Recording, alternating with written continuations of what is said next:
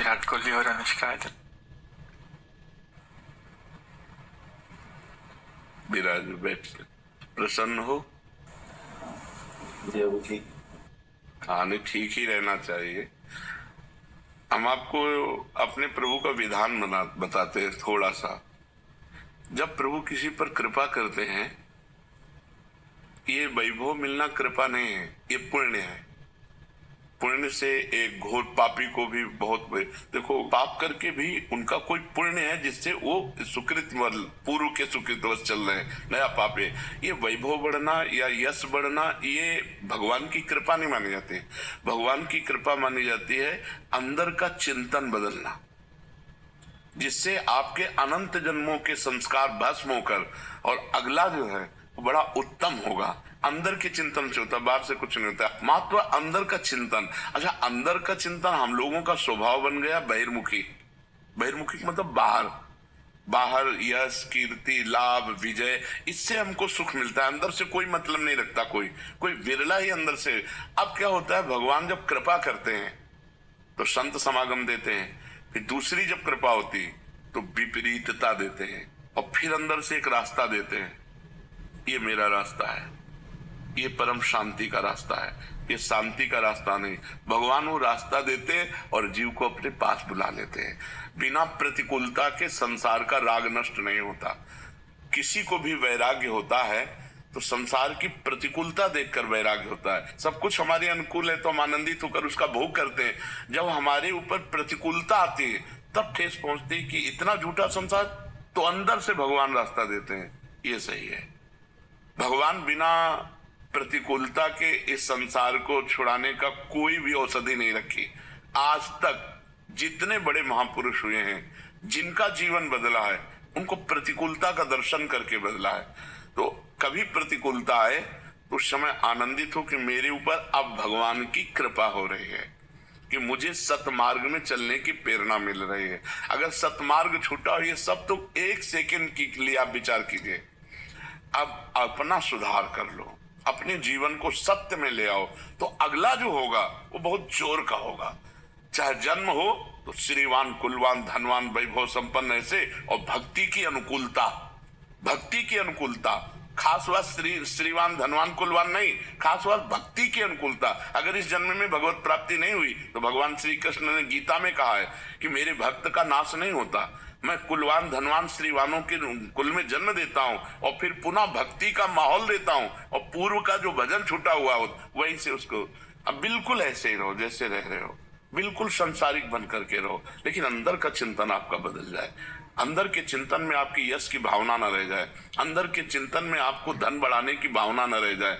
अंदर का चिंतन हो जाए, प्रभु बहुत जन्म व्यतीत हो गए, अब एक बार आपसे मिलना चाहते हैं, एक बार आपसे मिलना चाहते हैं प्रभु, मुझे आप चाहिए, अब संसार नहीं, तो बात बन जाएगी, तो बात बन जाएगी।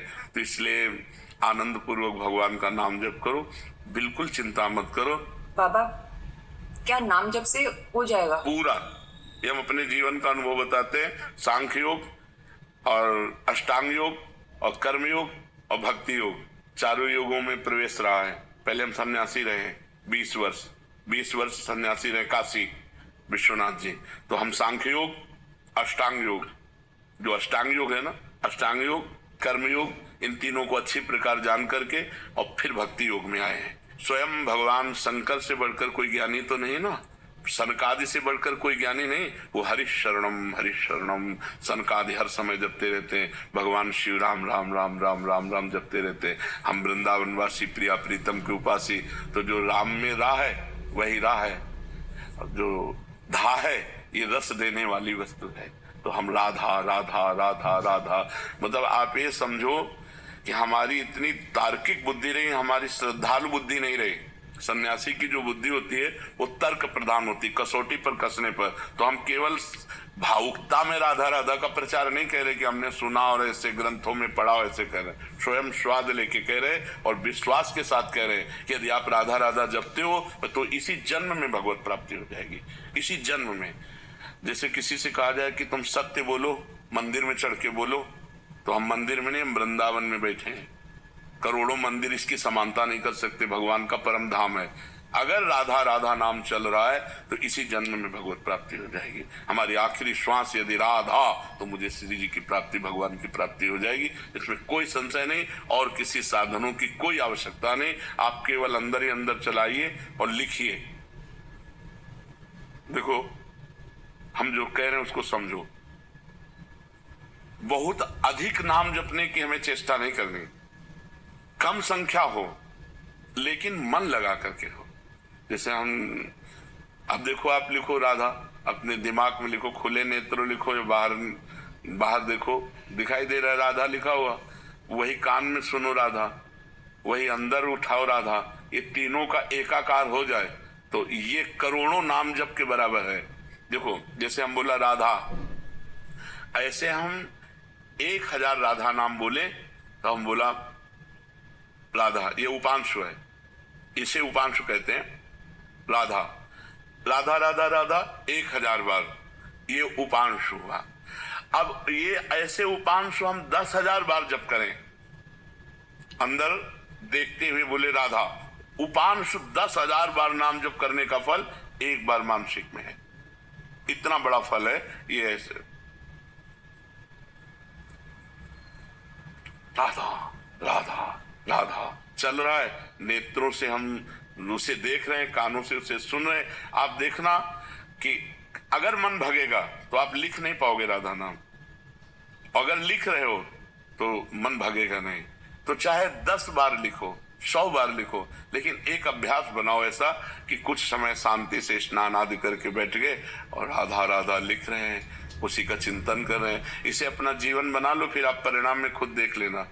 कोई घाटे का सौदा तो है नहीं, ठीक है। ये सखी को दे दे ठाकुर से भी की है।